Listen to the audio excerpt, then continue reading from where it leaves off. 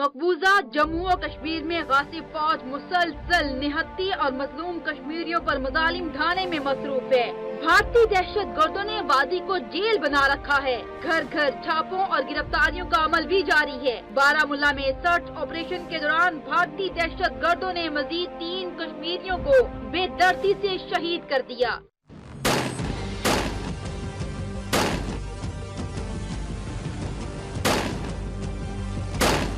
حریت رہنماؤں نے جامع مسجد میں نماز جمعہ کی ادائیگی کی کال دی تو بھارتی فوج نے کشمیریوں کو روکنے کے لیے جگہ جگہ ناکہ بندیاں کر دی۔ جامع مسجد کو سیل کر دیا گیا۔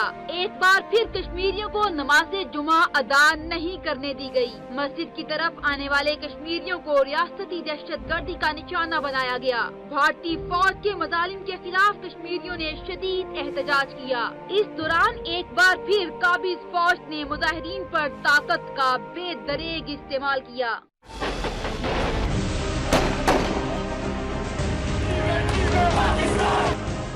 بھارتی فوج نے حریت رہنما میر وائز عمر فاروق کو گھر میں نظر بند کر دیا، جبکہ یاسین ملک کو ایک بار پھر حراست میں لے لیا گیا۔ 8 جولائی سے شروع ہونے والے مظالم کے سلسلے میں اب تک 100 سے زائد کشمیریوں کو بے دردی سے شہید کیا